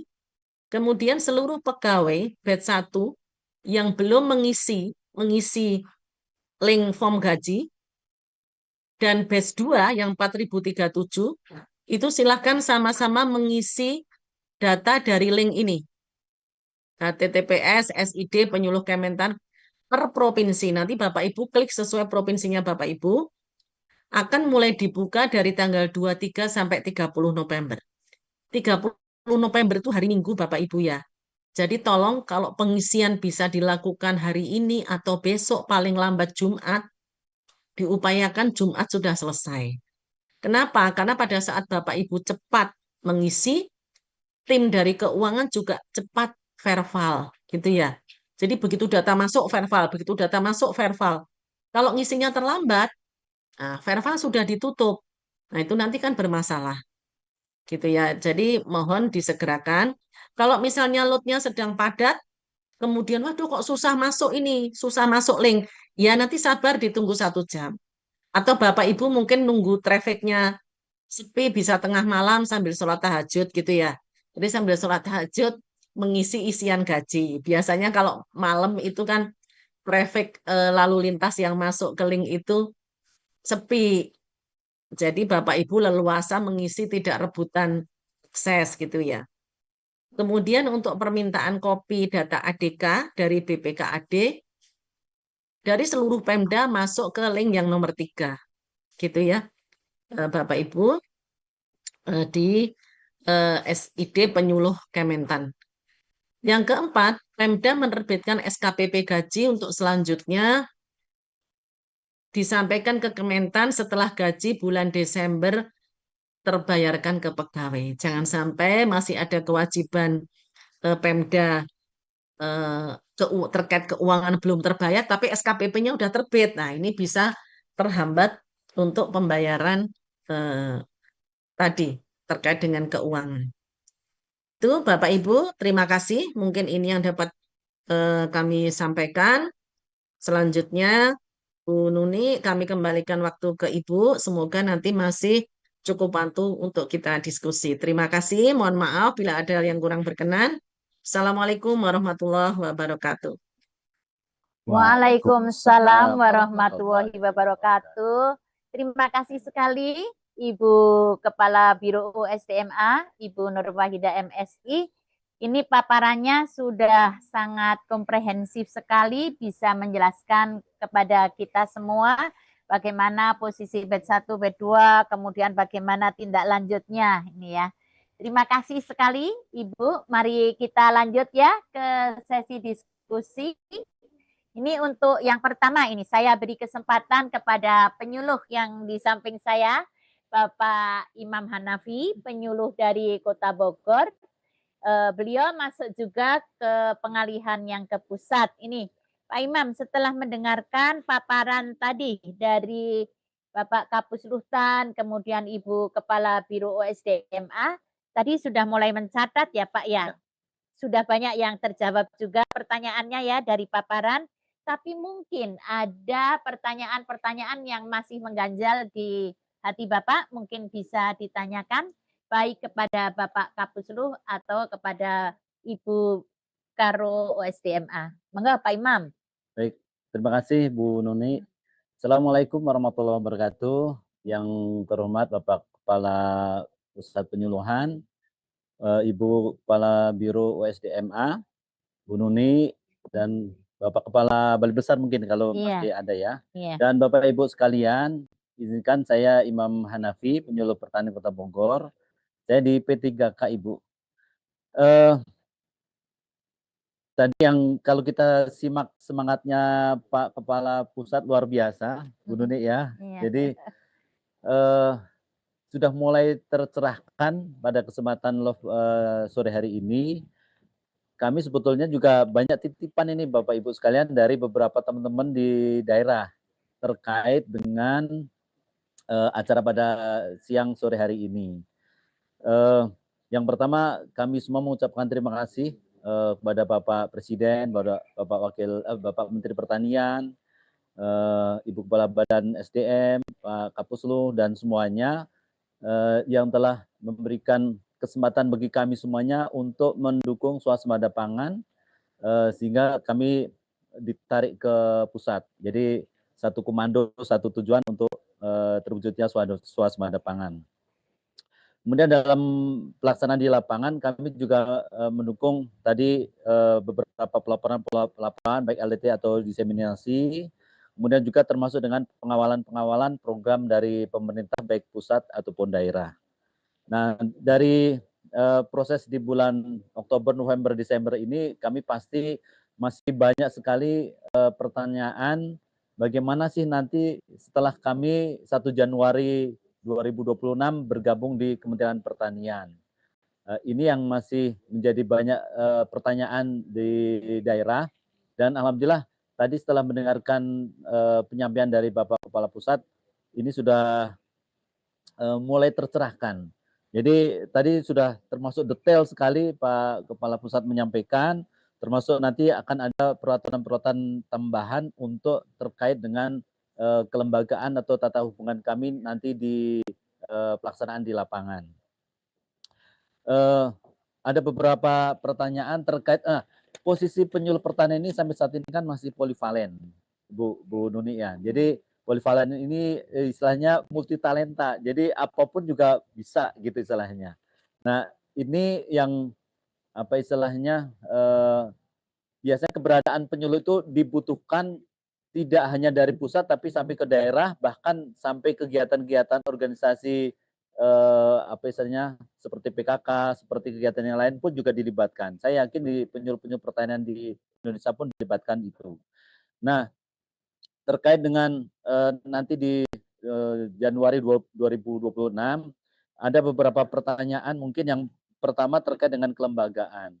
Di kelembagaan ini ada beberapa titipan pertanyaan dari teman-teman, misalnya nanti yang menentukan Wilbin ini siapa gitu? Apakah masih dinas terkait di Pemda atau melalui BRMP di provinsi dan nanti ada satkernya yang di kabupaten kota.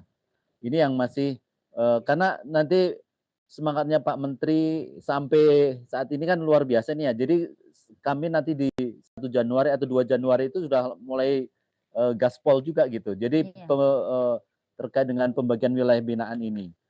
Kemudian karena kan untuk wilayah binaan saya ini kan termasuk di ini oleh dinas di Pemda. Kemudian tadi yang terkait dengan pengampu kami nanti di wilayah koordinasinya kan dari BRMP provinsi, berarti pasti nanti kami di tiap masing-masing tiap provinsi akan ada koordinasi tiap provinsi terkait dengan nanti pelaksanaan kami nanti di lapangan. Berikutnya lagi kaitannya dengan hubungan penyuluh di Pemda ya. Ini yang karena gini, penyuluh ini banyak sekali dilibatkan dalam program-program di pemerintah daerah. Sebagai contoh, saya yakin teman-teman di daerah juga dilibatkan dalam tim verbal penyuluh pupuk bersubsidi. Nah, apakah nanti setelah kami ditarik ke pusat masih tergabung juga dengan tim verbal di pupuk bersubsidi di daerah? Dan kaitannya juga ini kan daerah juga menyiapkan ada honor tambahan dari tim verbal tersebut. Apakah kami pun juga nanti ke depan akan apa istilahnya ada keleluasaan menjadi tim-tim yang nanti akan diminta oleh pemerintah daerah. Kemudian ada beberapa kegiatan di daerah pasti kami akan dukung juga gitu. Jadi instruksi dari pusat pasti akan kami laksanakan di lapangan. Nah, terkait dengan kegiatan-kegiatan pendampingan yang selama ini dilakukan oleh program-program daerah, secara otomatis apakah ini juga nanti akan kami ikutkan gitu, ikuti apa istilahnya program-program dari daerah. Nah, ini mohon bisa nanti ada pencerahan dari Bapak Kepala Pusat terkait hal itu. Kemudian yang menarik lagi terkait dengan gaji. Nah, di link yang kami isi kemarin itu, Ibu Karo, bahwa salah satunya adalah gaji itu menyertakan SK pengangkatan gitu ya. Nah, kalau kami di P3K di tahun 2021 kan ada SK, kalau kami di Kota Bogor SK Wali Kota ini dengan gaji nominal sekian gitu. Tetapi kami di 2025 itu ada kenaikan apa istilahnya gaji, ada sistem gaji berkala. Dari 2021 sekarang 2025 itu sudah naik gajinya gitu. Nah, kami tidak bisa mengupload gaji terbaru gitu. Jadi sehingga yang kami upload itu adalah SK di gaji awal tahun 2021. Ini mohon mungkin bisa juga nanti ada pencerahan bagi kami semuanya. Saya yakin di tingkat provinsi lain pun juga sama terkait dengan apa istilahnya penggajian itu. Berikutnya lagi masih ada beberapa nih Bu Nuni. Ya, Tadi kesempatan dipersingkat dulu Pak. baik. Dan terkait dengan BPP ya, ini yang masih tadi sudah banyak sekali disampaikan oleh Pak Kapuslo terkait dengan kelembagaan BPP. Nah, kalau kami di Kota Bogor ini BPP itu dibangun melalui dana DAK 2006, tetapi SK peruntukan untuk BPP ini belum kami terima meskipun SK BPP-nya sudah ada. Nah, ini jadi apa istilahnya masih menjadi pertanyaan bagi kami. Tadi semangat Pak Kepala Puslah, Pak Kapusul adalah jaga rumah kita begitu. Mohon nanti pencerahan terkait mekanisme nanti rumah kami semuanya ini baik di BPP di wilayah se-Indonesia. Mungkin sementara itu Ibu, beberapa pertanyaan mungkin yang nanti akan apa istilahnya masih menjadi pertanyaan-pertanyaan kami di wilayah. Sementara itu mungkin Bu Nuni. Iya. Terima kasih. Ini pertanyaan dari Pak Imam sudah cukup banyak banget ini ya. Ini bagaimana Ibu Karo dan Bapak Kapusluh nih mau dijawab langsung atau sambil menunggu saya membacakan pertanyaan-pertanyaan yang lainnya? Oke, mungkin dijawab langsung ya. Khawatir lupa hafalannya banyak banget pertanyaannya. Dari Ya. Pak Imam saja udah komplit ini Pak Kapus. Ya, silakan Ibu Karo. Kayaknya udah terwakili pertanyaan semua penyuluh yang hadir di Zoom ini oleh Pak Imam. Jadi tadi masukan yang penting menurut saya ini KGB-nya P3K ya. KGB P3K artinya harus dimitigasi karena besarannya setiap 2 tahun kan dia bergerak ke kanan kalau gaji P3K. Nanti kami sampaikan ke Pak Karo KBMN supaya ada ini khusus terkait dengan posisi gaji terakhir. Tapi sebenarnya kalau bergerak ke kanannya itu kan ada pakemnya. Nanti tinggal melihat aja Bapak masa kerjanya berapa kan? Bapak masuk kapan itu sebenarnya secara teori sudah bisa dihitung berapa kali proses KGB. Kalau nggak salah KGB-nya 2 tahun sekali juga kan ya? Untuk P3K. Ya. Jadi itu nanti bisa dilihat dari masa kerja Bapak Ibu sebenarnya. Oh ini sudah misalnya sudah masuk tahun keempat, udah 4,5 tahun. Nah, berarti sudah 2 kali KGB. Nah besarannya itu kan pakemnya sudah ada. Gitu ya Pak. Kemudian untuk yang lain-lain saya kira itu pertanyaan untuk Pak Kapus. Mangga Pak Kapus silakan. Terima kasih Bu Karo. Terima kasih Pak Imam. Ini pertanyaannya sederhana, tetapi jawabnya susah ini, gitu. Tapi Bapak Ibu sekalian, saya akan mencoba terkait pertanyaan-pertanyaan tadi apa yang disampaikan oleh Pak Imam sudah komprehensif. Dan tadi yang pertama itu bagaimana sih nanti setelah kami bergabung, ya? Apakah ada yang berbeda? Bapak Ibu sekalian, saya ingin menyampaikan bahwa dengan adanya Impres 3 tahun 2025 ini, pada dasarnya itu sebenarnya kerja penyuluh di daerah itu tidak ada yang berbeda secara signifikan, ya, tidak ada yang berbeda. Bapak Ibu tetap berada di lokasi masing-masing, ya. Hanya saja yang berbeda satu adalah mengenai masalah penggajian, ya, penggajian atau pembayaran tukin itu semuanya disiapkan oleh pemerintah pusat atau Kementerian Pertanian. Yang lainnya tidak ada perubahan apa-apa. Bapak Ibu tetap bekerja di lokasi masing-masing, tetap bekerja di Bogor, ya. Jangan takut. Ya ini banyak banget ini yang sering menanyakan, nanti kami dipindahkan nggak Pak Made, katanya gitu ya. Ya tidak ada itu, tidak ada pikiran kami untuk memindahkan Bapak Ibu sekalian dari satu daerah ke daerah yang lain. Ya kecuali ada permintaan ini ya, Pak saya apa namanya, kalau bisa pindah kecamatan karena hal-hal 1, 2, 3 gitu loh. Tapi kalau pindah sampai ke Papua mungkin tidak ada ya. Dan ini tidak ada apa namanya niatan Bapak Menteri Pertanian untuk melakukan pemindahan atau melakukan mutasi Bapak Ibu sekalian ke daerah yang lain. Yang kedua, mengenai masalah apa tugasnya, ya tetap seperti semula, Bapak Ibu sekalian tetap melakukan koordinasi, melakukan konsolidasi dengan teman-teman di apa namanya di dinas, itu tidak ada yang berubah, ya, lakukan koordinasi dengan baik, kolaborasi dengan baik, itu melakukan pembinaan di lapangan dengan dinas setempat, itu harus semakin baik ya. Bapak Ibu sekalian tetap berada di lokasi masing-masing dan tetap melaksanakan porsi kegiatannya seperti apa yang saat ini dilakukan oleh Bapak Ibu sekalian. Jadi jangan takut Bapak Ibu sekalian, Bapak tetap berada di lokus masing-masing ya dalam bekerja dan terus melakukan kolaborasi, koordinasi dengan pemerintah daerah setempat.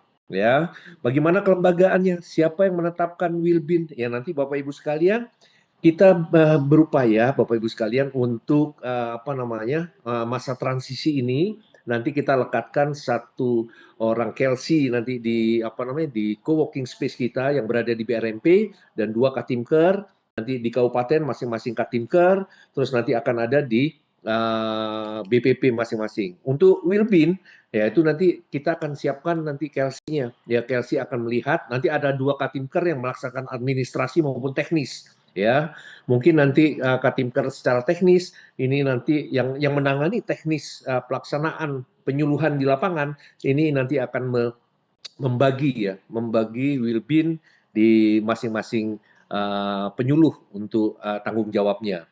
Hubungan penyuluh dengan Pemda seperti apa Pak Made? Ya itu.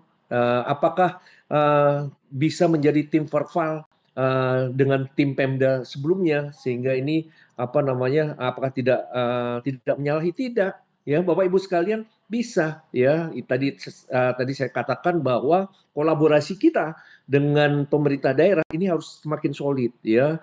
Mau ada tim apapun juga yang harus melibatkan penyuluh, ini kalian harus masuk juga di sana ya. Nanti misalkan disediakan honor untuk dalam Bapak Ibu sekalian masuk di dalam tim itu, kalau memang ada anggaran untuk honor itu dari pemerintah daerah silakan saja ya. Apakah di daerah itu biasa ada kegiatan-kegiatan, apakah bisa kita terlibat langsung di sana? Wajib ya Bapak Ibu sekalian. Malah Bapak Ibu sekalian harus memberikan nuansa baru di sana ya. Bapak Ibu sekalian harus masuk involve di sana dengan kegiatan-kegiatan di daerah ya. Apalagi nih mengenai masalah BPP ya, saya sepakat bahwa itu BPP ini harus menjadi rumah kita dan harus juga secara legal formal itu perlu disiapkan juga ya penunjukan BPP ini sebagai Balai Penyuluhan Pertanian di masing-masing daerah, dan kami sedang berusaha juga melakukan PKS ya, perjanjian kerjasama dengan Kementerian Dalam Negeri supaya Bapak Ibu sekalian BPP ini dapat dianggarkan dari APBN ya, supaya ini Bapak Ibu sekalian BPP kalian semuanya itu yang ada kurang lebih 1.200 BPP ini bisa kita lakukan rehabilitasi dengan baik. Makanya itu Bapak Ibu sekalian mulai dari sekarang jaga BPP-nya, siapkan BPP-nya, siapkan secara legal formalnya, SK penunjukan BPP-nya dari masing-masing daerah, silakan Bapak Ibu sekalian. Nah, itu supaya menguatkan kita bahwa BPP itu masih berada di kendali teman-teman penyuluh.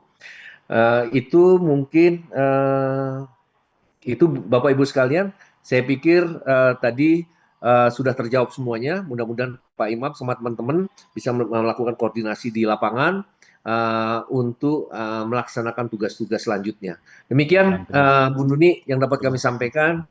Kami kembalikan ke Bu Nuni.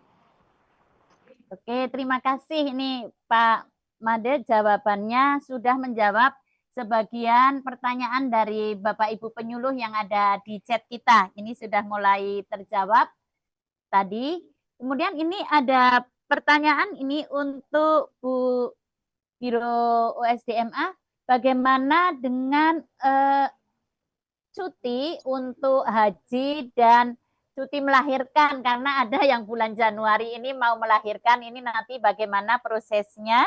Kemudian ini tadi setelah mendengarkan paparan dari Bapak Kapusluh, itu ada juga penyuluh yang mengusulkan bagaimana tadi dari yang 8 peran penyuluh itu mungkin apakah nanti ada petunjuk teknisnya untuk operasional di lapangan. Nah ini monggo bisa dibantu menjawab Ibu Karo dan Bapak Kapusluh Tan. Baik, makasih Bu Nuni. untuk Bapak Ibu penyuluh yang menanyakan terkait cuti. Jadi ke depan ini Bapak Ibu di handphonenya nanti harus download ini ya, cam scanner supaya bisa scan. Ya, karena kan kita besok semua proses-proses itu melewati scanan ya. Jadi di-scan, dikirim, nggak perlu ditenteng sendiri sampai ke kabupaten atau bahkan provinsi gitu ya. Ya. Jadi di HP-nya download cam scanner, nanti eh, Bapak Ibu akan dibantu oleh namanya ketua tim kerja di masing-masing kabupaten. Ketua tim kerja itu nanti di SK-kan dengan SK Kepala Badan Penyuluhan. Dia yang akan menjadi perantara, misalnya nih, ada form cuti, Bapak Ibu isi, kemudian tanda tangan, kemudian scan, dikirimkan. Nah, itu nanti ketua tim kerja di kabupaten itu akan menjadi perantara untuk mengirimkan itu ke ketua kelompok di provinsi. Kemudian ketua kelompok akan menyampaikan ke kantor pusat melalui WA ya. Sekarang kan praktis. Bisa nanti dibuka eh, link, bisa juga melalui WA, nanti kita sepakatin saja oleh tim pusat supaya praktis gitu. Nah, di situ nanti apa namanya? Approval-nya juga disetujui cutinya misalnya gitu. Kembalinya juga melalui hasil scan Bapak Ibu. Kemudian di SKP-nya Bapak Ibu nanti kan ada pada saat misalnya akhir bulan. Nah, seperti Bu Nuni ngisi SKP kan nanti absensinya ada tuh Bu. Ibu nggak absen misalnya 3 hari, oh sedang dinas. Nah, bukti dinasnya apa, masukkan itu tadi, approval atau persetujuan untuk cuti tadi. Gitu. Jadi sebenarnya prakteknya mudah. Apakah nanti bentuknya WA, apakah bentuknya ada semacam Google Drive, nanti kita sepakatin saja supaya mana yang paling praktis. Gitu Bu ya. Nah, nanti dari Ya. tim Pak Made yang akan memilihkan mana metode yang paling praktis. Karena nanti ketua tim kerja di kabupaten, ketua kelompok di provinsi, itu semuanya adalah anggotanya Pak Made. Gitu ya Bapak Ibu. Ibu izin suaranya Ibu hilang. Waduh, yang tadi hilang ya Bu? Yang tadi Udah. putus. Sudah. Ya, Enggak, udah Oke. Ibu. Nggak ada suaranya. Oke, tadi sudah lumayan itu ya. Penjelasan saya lumayan tertangkap ya, Bu. iya Bu. Oke, jadi nanti sistemnya dengan scan-scan bergerak melalui jembatan-jembatan yang sudah kita buat. Gitu Bapak Ibu. Iya.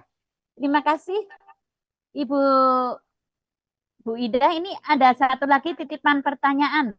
Izin Ibu mau nanya, kalau PNS yang sudah uji kom perpindahan jabatan, tapi SK fungsionalnya belum keluar, apa bisa diusulkan ke batch 3? Nah, uji komnya kapan ini? Perpindahan jabatannya dari mana? Kalau perpindahan jabatan dari pelaksana ke penyuluh atau dari struktural ke penyuluh, mestinya kemarin waktu kita buka aplikasi Imut BKN, yang bersangkutan mendaftar di situ. Nah, kan ada tuh untuk pelaksana, misalnya dari staf, jadi penyuluh lulus uji kom, penyuluh pertanian ahli pertama misalnya. Nah, itu mendaftar di Imut aplikasinya BKN yang sudah kita buka sampai tanggal 19. Selesai mendaftar di situ, kemudian bukti-bukti apa namanya? Bukti-bukti pendukung itu dikirim melalui link dari Pemda ke LO kami, Bu. Selama ini Pemda sudah paham siapa LO Sumatera Utara, Kabupaten Kabanjahe, misalnya Kabupaten Tapanuli Utara, Tapanuli Selatan, itu sudah sangat paham LO-LO di Biro OSDM. Jadi tinggal dikirim kepada LO untuk nanti diproses. Gitu, Bu. Yang penting SK harus terbit dari Pemda. Kalau Pemda tidak mau menerbitkan SK perpindahan jabatan, misalnya dari staf ke penyuluh, itu SK harus diterbitkan Pemda dulu. Karena kalau dia uji kom, lulus, SK tidak diterbitkan Pemda, berarti statusnya kan masih staf, Bu. Kalau Kementerian Pertanian menarik ini orang, wah kita salah Bu, menyalahi Inpres. Karena yang boleh ditarik itu hanya ASN penyuluh pertanian. Kalau dia belum resmi punya SK dan dilantik, berarti dia belum penyuluh pertanian. Gitu Bu. Nah ini mohon hati-hati teman-teman, karena banyak yang WA saya, Bu saya dulu punya penyuluh, sekarang eselon 3. Ini saya mau balik lagi gimana Bu? Sudah daftar di IMUT, oh sudah keluar SK Pemda, enggak dikeluarkan. Wah, enggak bisa Bu, karena kami kan namanya mengalihkan eselon 3 itu Bu, bukan mengalihkan penyuluh. Nah itu bahaya, nanti kita bisa menyalahi Inpres 3 2025. Gitu nggih. Makasih. Iya. Terima kasih Bu Ida. Ini Bu jawabannya Nuni, sudah mewakili juga untuk pertanyaan-pertanyaan yang tadi lewat TikTok ada, kemudian dari kolom chat juga sudah ada. Kemudian Bapak Kapuslu untuk ya, juknis tadi. baik Bu Nuni, Pak Imam, betul sekali. Nanti kan ada peran penyuluh itu ada jembreng tuh dari 1 sampai 8 ya, mulai dari fasilitator transformasi sampai ke inovasi sosial pedesaan. Nanti kami sedang menyusun ini Bu, ya tenang saja, kami sedang menyusun juknisnya, bagaimana sih metodologinya, bagaimana sih cara-caranya untuk melakukan peran-peran penyuluh ini di lapangan, supaya nanti teman-teman penyuluh itu tidak bingung setelah beralih ke pusat, apa yang saya lakukan. Itu sudah nanti teman-teman kami, penyuluh-penyuluh utama, ini juga sedang berpikir keras ya, menyiapkan juknisnya. Mudah-mudahan tidak lama lagi ini semuanya akan sudah selesai. Dan saya ingin menambahkan nanti mengenai masalah tadi itu mengenai masalah administratif, bagaimana cuti, bagaimana dan lain sebagainya, itu nanti dari 38 Kelsey yang ada dan 76 Katimker yang ada dan 514 kurang lebih seperti itu Katimker yang ada di kabupaten, nanti kita akan coaching Bu ya. Kita akan lakukan BIMTEK terkait dengan bagaimana sih mengelola administratif masalah keuangan itu, mungkin kurang lebih nanti di sekitar pertengahan Desember atau di awal Desember nanti akan kita akan panggil dan kita akan coaching bersama untuk memahami lagi ya, kami tim dari pusat yang terdiri dari pusat penyuluhan, dari biro kepegawaian, biro keuangan, ini akan bersatu padu untuk memberikan BIMTEK kepada teman-teman Kelsey dan Katimker, sehingga tidak ada lagi pertanyaan bagaimana saya harus melakukan cuti, melakukan izin, bagaimana kenaikan gaji berkala, itu semuanya nanti akan disampaikan pada saat BIMTEK. Terima kasih Bu Nuni, kami serahkan lagi ke Pak Imam dan Bu Nuni. Terima kasih Bapak Kapus Luhtan. Mohon izin Ibu Karo, ini ada pertanyaan terkait sedang tugas belajar di semester 3. Saat ini statusnya adalah pelaksana. Bagaimana mekanisme setelah selesai tugas belajar untuk kembali mengaktifkan jabatan fungsional penyuluh? Monggo Ibu Karo. Oke, terima kasih. Untuk yang tugas belajar itu memang sejak bulan ke-7 status fungsionalnya diberhentikan, gitu ya. Karena memang ketentuannya petugas belajar itu kan nggak ngantor, nggak dibebani pekerjaan sesuai tusinya, kan begitu. Jadi bulan ke-7 statusnya sudah diberhentikan sebagai penyuluh, dia pure tugas belajar. Kemudian tadi semester 3 gitu ya. Bagaimana statusnya? Nah, tugas belajar ini termasuk yang kita tarik ke Kementan. Ditunggu saja di batch 3 nanti. Kalau misalnya ini tidak ditarik ke Kementan, nanti pulang tugas belajar ya bukan penyuluh. Nggak bisa masuk penyuluh.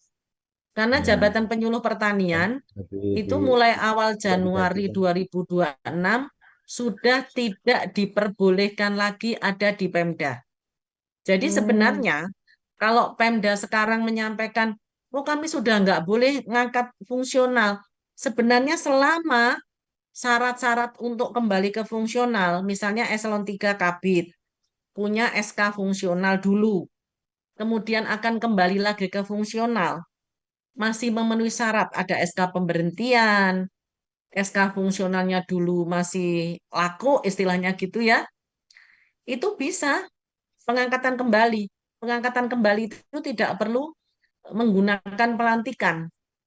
Jadi yang penting diangkat kembali, dilaporkan ke kami melalui Google Drive, dan mestinya kemarin sudah direncanakan untuk didaftarkan di aplikasi imutasi BKN. Gitu ya. Ada ini yang baru bilang ke saya sudah tinggal akhir November. Bu, ini saya begini, aduh Pak, sudah ditutup kemarin aplikasi imutnya. Ya, aplikasi imut sudah ditutup. Kenapa kami masih kurang sebulan sudah ditutup? Kami khawatir Bapak Ibu terlambat gajian di Januari. Karena gaji itu tidak bisa diproses sehari. Ayo gaji pindah dari Pemda ke Kementan, tidak bisa. Makanya ini kurang sebulan, kami sudah tutup portal imutasi untuk yang akan beralih masuk fungsional penyuluh yang memang memenuhi syarat. Selama formasi dari Menpan belum turun, formasi Pemda ditarik awal tahun, maka masih bisa. Yang penting kalau mepet-mepet ini sekarang Desember sudah tidak bisa. Tiba-tiba beralih, saya minta ikut dibawa ke Kementan.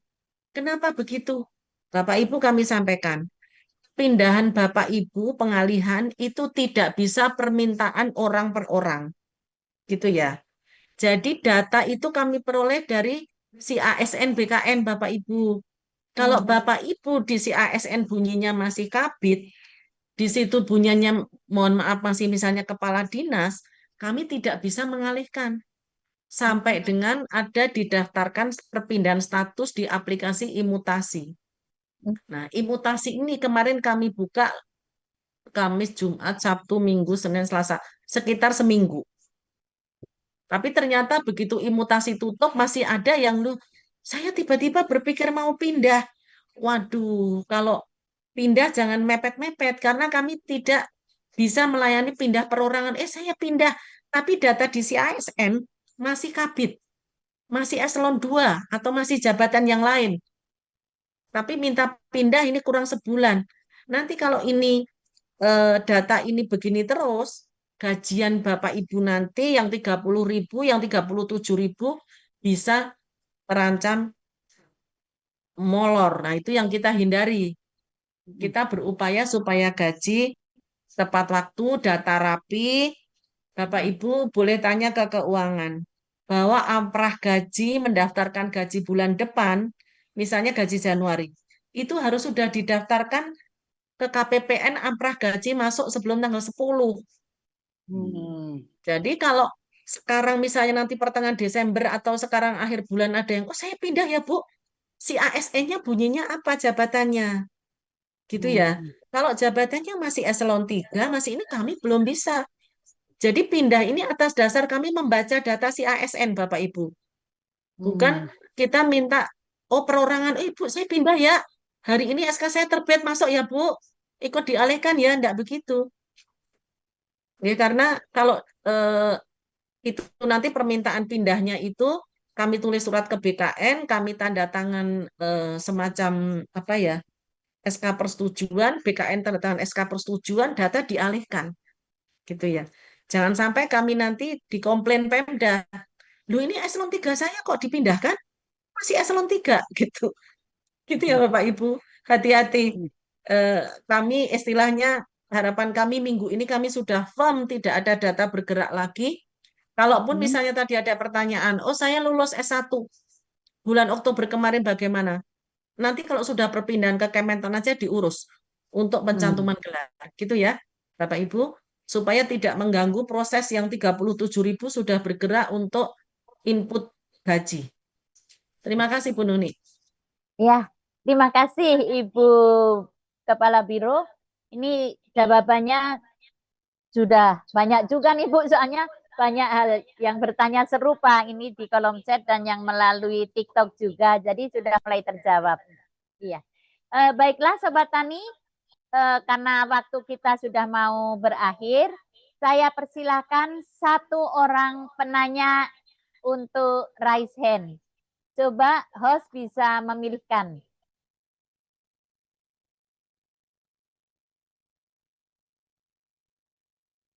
Ya. Apakah sudah ada ini siapa yang akan diambil untuk raise hand? Dipilih aja satu langsung.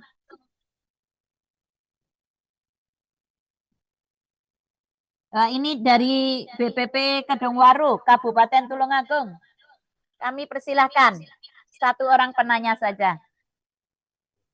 Mohon yang dari Kabupaten Tulungagung bisa di unmute tuh, masih unmute ya? Ya. Oke, silakan. Bu. Ya, terima kasih Bu. Ada dua pertanyaan yang masih mengganjal untuk saya. Yang pertama itu ada beberapa teman kami dari penyuluh yang diperbantukan bekerja secara administrasi di Dinas Pertanian. Apakah nanti teman-teman yang ada di dinas itu harus keluar dari kegiatan administrasi, memegang wilayah, atau masih merangkap? Yang pertama itu. Yang kedua, kami di BPP ini bantuan dari Pemda yang dibangun dari pusat itu mempunyai lahan percontohan. Kalau dulu itu lahan percontohan itu kami kelola dari teman-teman untuk kaji terap. Dari hasil penelitian kita laksanakan di lahan sehingga bisa kita sampaikan kepada teman-teman petani dengan yakin. Tetapi saat ini lahan percontohan itu dikelola oleh dinas kami.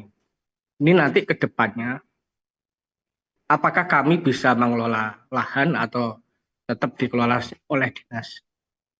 Hanya itu Bu, terima kasih. Assalamualaikum warahmatullahi wabarakatuh. Waalaikumsalam warahmatullahi wabarakatuh. Mungkin Bapak Kapus Ruhtan bisa membantu untuk menjawab.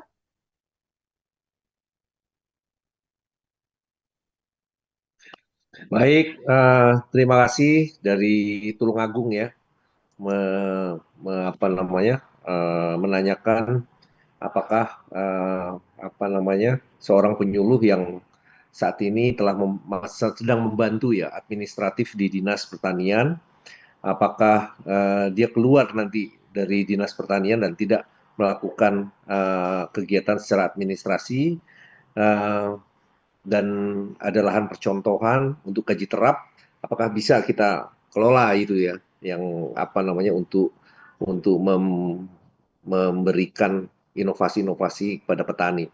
Yang pertama, Bapak Ibu sekalian, ini menurut saya bahwa iya, penyuluh-penyuluh sekarang ini kan seharusnya memang diberdayakan sesuai dengan tugas dan fungsinya sebagai penyuluh, tidak sebagai administrasi.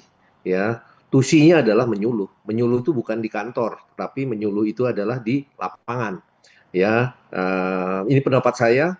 Seharusnya demikian. Memang karena ini ditarik, itulah dari hasil evaluasi kita banyak penyuluh-penyuluh kita yang saat ini belum melaksanakan tugasnya sebagai penyuluh di lapangan.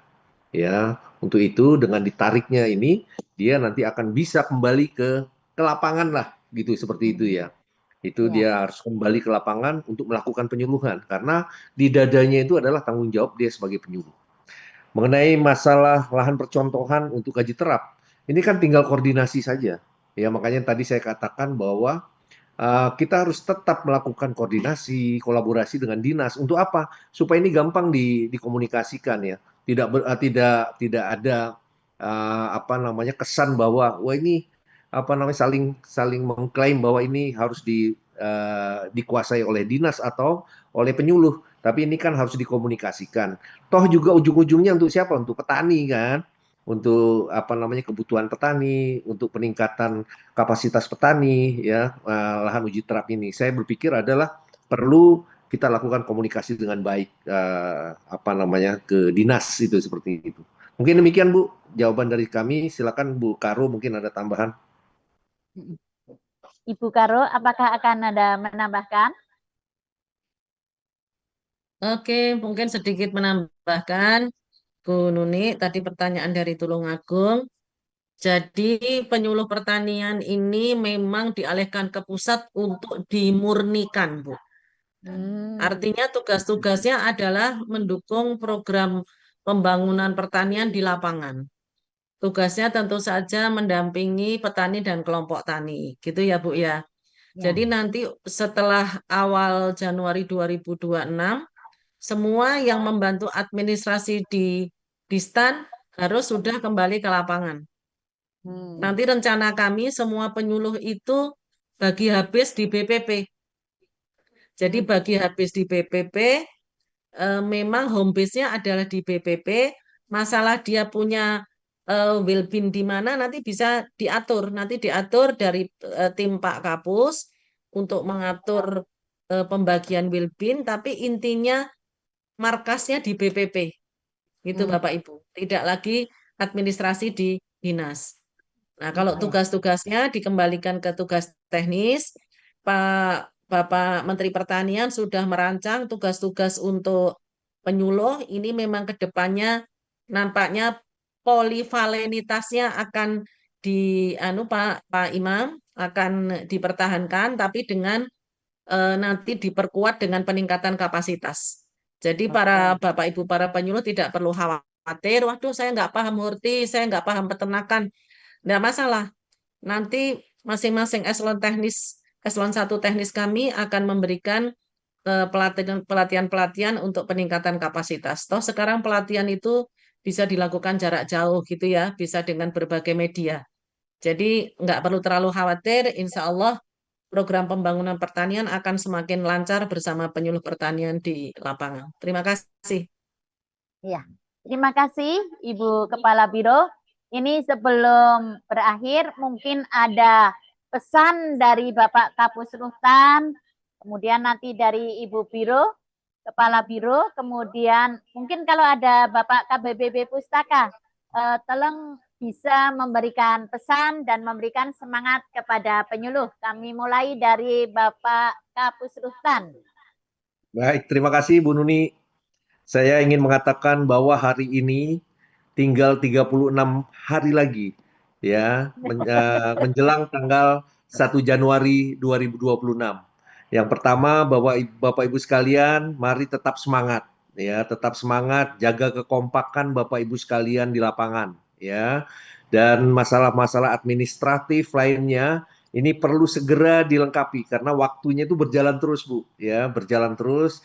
Jangan sampai nanti masalah gaji kita ini akan molor gara-gara 1-2 orang yang tidak melengkapi data-datanya dengan baik ya, seperti itu. Dan yang kedua, Bapak Ibu sekalian, tetap jaga BPP-mu semuanya ya, karena BPP ini adalah home base kita tadi yang dikatakan oleh Ibu Karu ya, tidak boleh lepas ya. Bapak Ibu sekalian, jika Bapak Ibu sekalian melihat ya ada BPP yang sudah mulai dialihfungsikan untuk kegiatan-kegiatan yang lain, segera laporkan ke kami ya. Kami nanti akan tindak lanjuti dan kami akan laporkan ke beberapa pihak untuk bisa menyelesaikan masalah itu. Itu Bapak Ibu sekalian, dan jaga koordinasi kita, jaga kolaborasi kita, komunikasi kita tetap dengan Pemda ya, karena apa? Karena Bapak Ibu sekalian itu setelah pengalihan ini tidak akan berada kemana-mana lagi. Bapak Ibu tetap berada di lokasi masing-masing saat ini bekerja ya. Jangan khawatir ini akan dipindahkan sampai ke Momere gitu, tidak ada itu. Jadi Bapak Ibu sekalian tetap berada di lokasi masing-masing ya. Doakan Bapak Ibu sekalian tanggal 1 Januari kita semuanya bisa menerima gaji sesuai dengan harapan kita ya, tidak ada molor lagi. Untuk itu bantu kita semuanya, mari kita kompak secara bersama-sama untuk memenuhi persyaratan-persyaratan administratif yang telah ditetapkan. Demikian, dan tetap semangat untuk penyuluhan Indonesia. Ya, tetap semangat. Terima kasih Bu. Ya, terima kasih. Kemudian Ibu Karu USDMA, ada pernyataan atau pesan kepada penyuluh kita? Oke, saya nggak mau kalah semangat sama Pak Kapus lu ini ya. Semangat saya melalui pantun. Tapi kalau mau dicakepin nggak bisa ini, karena semua lagi di mute ya, nggak apa-apa. Nggak ada cakepnya nggak apa-apa. Bunga mawar, bunga melati. Cakep. Oh iya, ada yang cakepin Pak Kapus ya. Jadi hiasan di jambangan. Cakep. Penyuluh pertanian selalu di hati. Tetap Cakep. semangat mendukung program pembangunan pertanian. Ya, tepuk tangan untuk kita semua. Semoga proses pengalihan berjalan lancar. Awal Januari 2026 kita menjadi saudara yang saling bersinergi. Saudara kandung Kementerian Pertanian. Oke, tetap sehat, tetap semangat. Sampai jumpa di kesempatan yang akan datang. Mohon maaf kalau ada hal yang kurang berkenan, kami kembalikan waktu ke Bu Nuni dan Pak Imam.